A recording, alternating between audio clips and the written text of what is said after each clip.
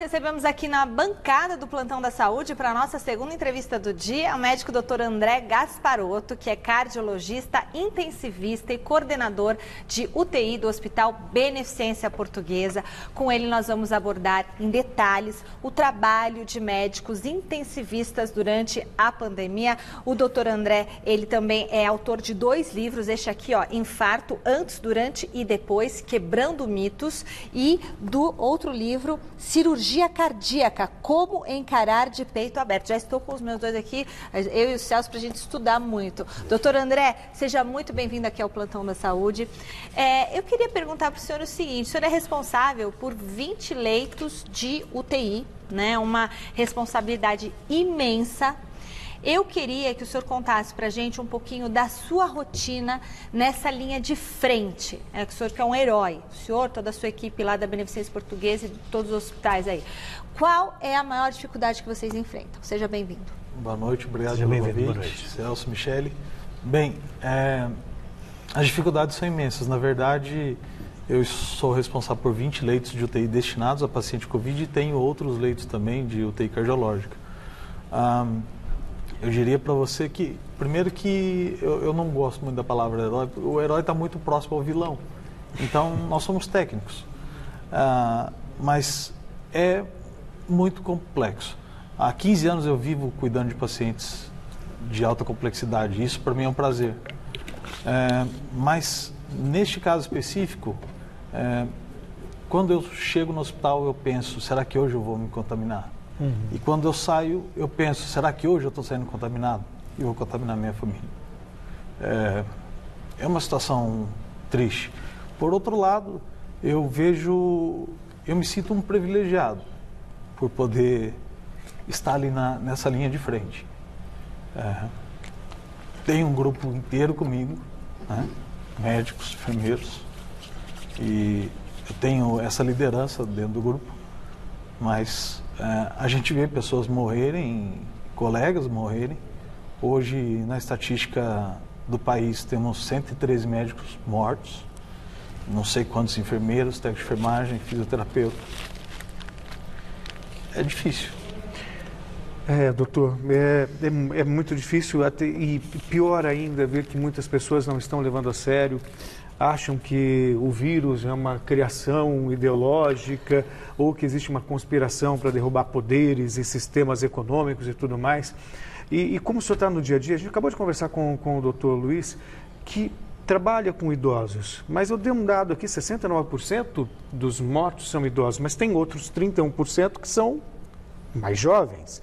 Qual é o perfil das pessoas internadas com a Covid? Isso também acaba gerando até uma certa preocupação por tudo que o senhor vê diariamente? Sim, sim. Nós temos pacientes internados lá na UTI com 35 anos, com 40 anos, com poucas comorbidades, eventualmente só uma hipertensão, uma obesidade leve. Temos pacientes em estado crítico sem comorbidade nenhuma. Então, o vírus ele não poupa ninguém com relação à infecção. E ele é menos virulento, ele é menos agressivo nas pessoas mais jovens e com menos fatores de risco, menos comorbidades. Mas medicina, dificilmente 2 mais 2 é 4. Então, não é uma ciência exata. Então, por isso temos casos de pessoas mais jovens enfrentando a morte de frente. Nossa, doutor, eu fico aqui, né, pensando na parte psicológica, a força que vocês têm que ter para lidar com isso todo dia, né? E a jornada de trabalho de vocês, intensivistas, do senhor, de toda a sua equipe, teve uma mudança muito brusca com essa nova doença? Como que tem sido o dia a dia de vocês? Teve, com certeza, porque todos nós temos medo da infecção e de suas complicações, não o simples fato de infecção. Todos os colegas médicos da BP que foram contaminados, graças a Deus, tivemos uma perda. Que era um senhor de mais idade. Os demais estão em casa bem, trabalhando já retornaram ao trabalho. Mas é difícil porque a gente não consegue saber o dia de amanhã e como vai ser. E nenhum de nós está isento a pegar a infecção, a ter a complicação e evoluir a óbito. Então, depois que a gente se torna pai, eu acho que a gente perde um pouco o direito de morrer. Doutor, é verdade, doutor, eu não tinha medo nenhum de morrer, sabia? O Celcinho também não, mas depois que eu tive os filhos, eu nem montei a russa, eu quero ir. Doutor, visivelmente emocionado em relação Aliás, a gente tem muitos assuntos ainda para tratar a respeito, vocês estão expostos a uma carga viral muito maior, ainda mais nesse momento. Queria também comentar sobre a ação do vírus no organismo, mas em relação ao dia a dia, né, no trabalho. O senhor cardiologista, o senhor está acostumado a lidar, infelizmente, com mortes, ao mesmo tempo com a nobre missão de salvar vidas. O senhor entende que a Covid-19, para quem ainda não caiu a ficha, é o maior desafio profissional que você já teve?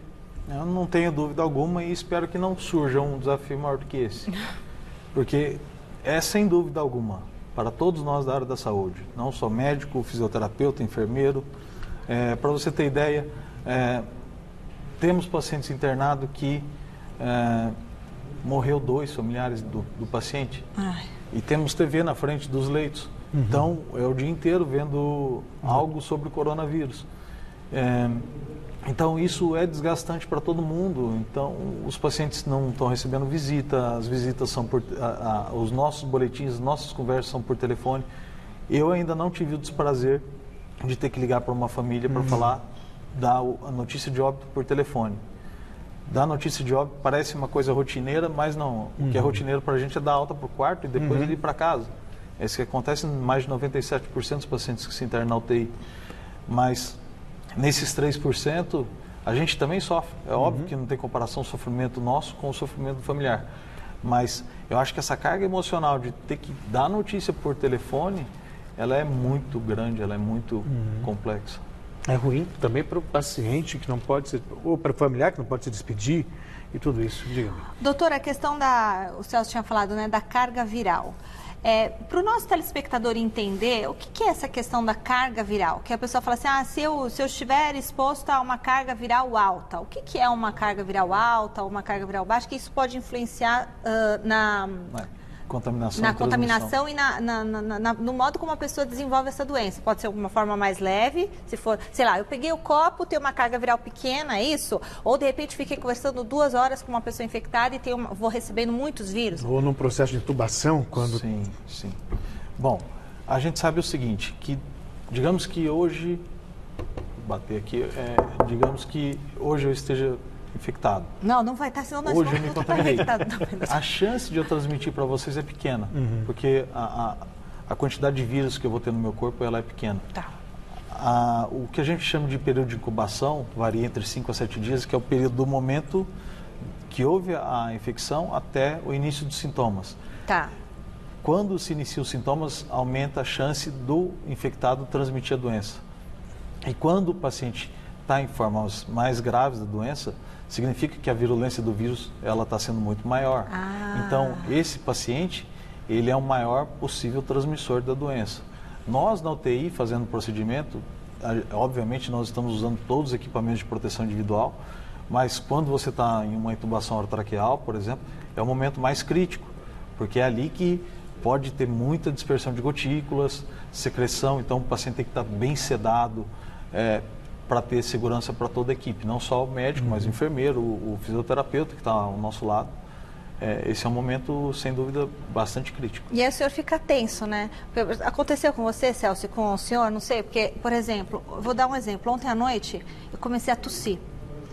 Aí eu comecei a tossir, aí eu tossi uma vez, aí depois eu tossi outra, depois eu comecei a tossir seguidamente. Aí eu falei, gente, espera um pouco, será que isso é uma tosse ou será? Aí eu comecei a perceber o paladar, o olfato, aí fui beber água. Eu só estava engasgada.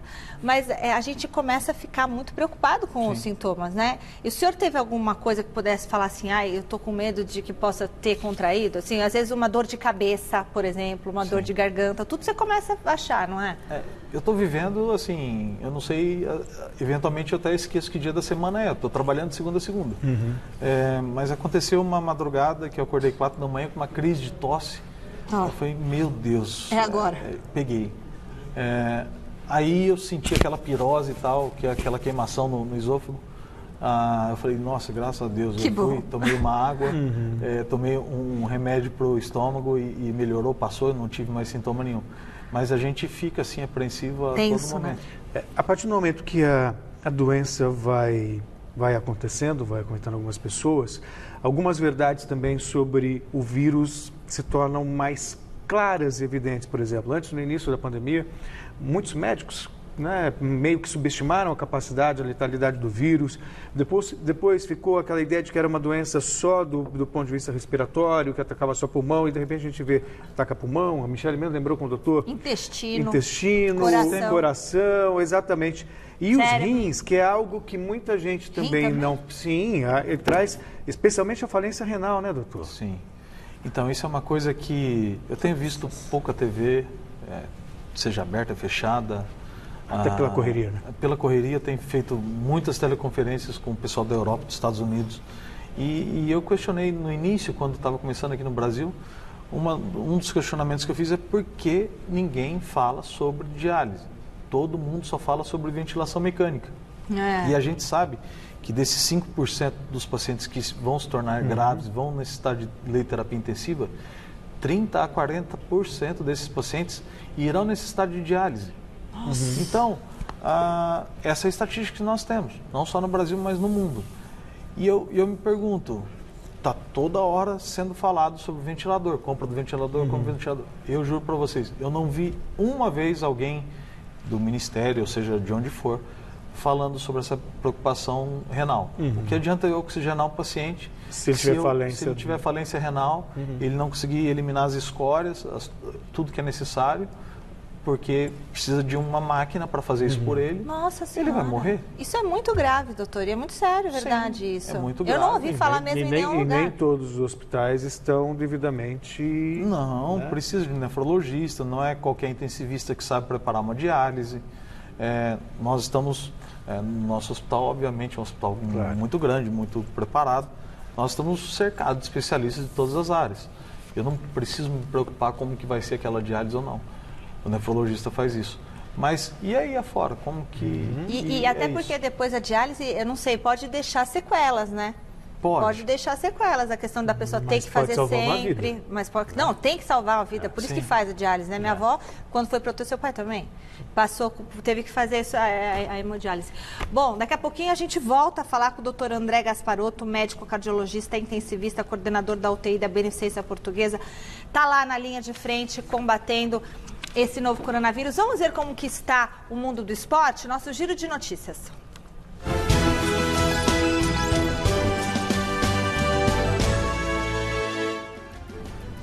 A volta do Flamengo aos treinos passou a ter apoio do governador do Rio de Janeiro, Wilson Witzel, do PSC, que não vê problemas, desde que sejam adotadas medidas para evitar o contágio pelo novo coronavírus.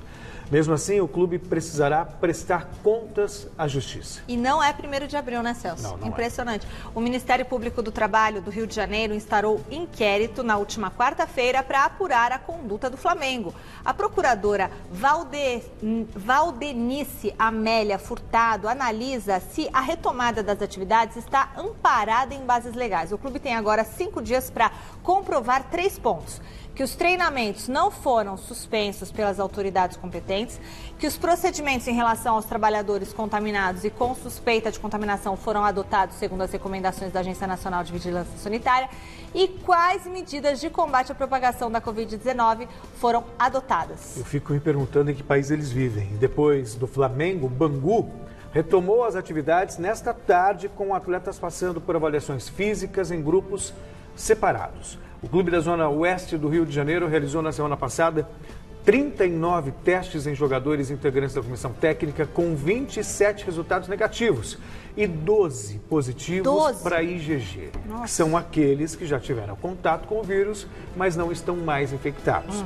A diretoria da equipe garantiu que não haverá trabalho com bola e aguarda um aval da prefeitura para a volta aos treinos.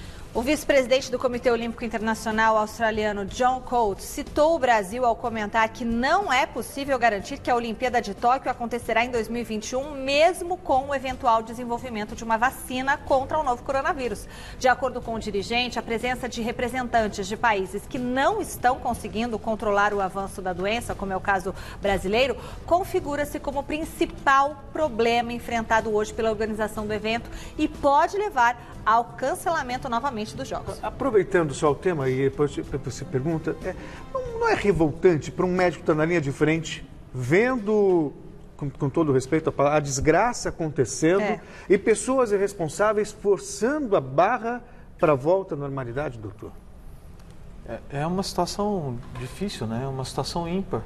E a gente sabe que a melhor forma de não termos a doença na sua forma grave é não nos infectarmos. Então eu acho muito complexo, especialmente na cidade de São Paulo, onde o sistema está à beira do colapso. Rio de Janeiro, Amazonas e vários outros estados, vários outros locais, tentar flexibilizar algo e... Por mais eu gostaria de estar conversando com vocês aqui sobre futebol, que eu sempre assisti vocês, foi relacionado a esporte. Muito obrigado. Mas, desculpa, mas o esporte agora não é o fundamental. Então, eu acho realmente uma medida temerária. É desrespeitoso, não, eu fico pensando, por que o Flamengo quer fazer isso? Vai jogar com quem? Mas aí eu acho que é para tirar vantagem de estar mais condicionado para quando começar o campeonato, é isso? Quer tirar vantagem da situação, mas tirar vantagem nesse momento? Não faz sentido. Não faz sentido. Doutor, a gente tem 1 minuto e meio aí para acabar o programa. Eu queria que o senhor falasse, em média, quanto tempo um paciente em estado grave necessita de internação, né? Pelo que o senhor tem visto ali. E o senhor faz suas considerações finais de também? UTI. Em média, em UTI, eles ficam de 15 a 20 dias o paciente grave. A internação média total do paciente grave é em torno de 30 dias. Depois que ele sai da UTI, mais uns 10 dias no quarto. Isso demanda bastante recurso, bastante trabalho. E não é só do médico o trabalho é multidisciplinar.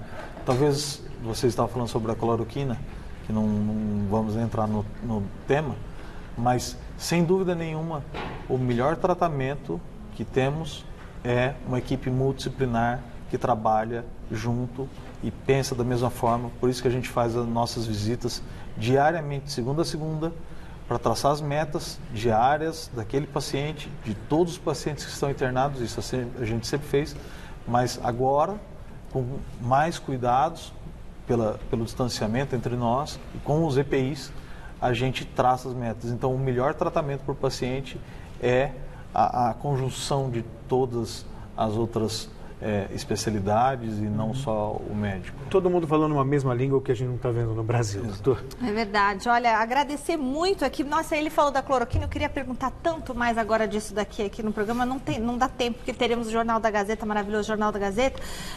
Agradecer muito o doutor André Gasparotto, da Beneficência Portuguesa, aqui, cardiologista, que tem esses livros maravilhosos, Cirurgia Cardíaca, Como Encarar de Peito Aberto e Infarto Antes, Durante e Depois, Quebrando Mitos. Muito obrigada, doutor André, pela sua participação aqui no nosso programa. E o senhor vai ficar bem, ficar forte, saudável, sua família, sua esposa, seu filhinho. Vai ficar tudo bem.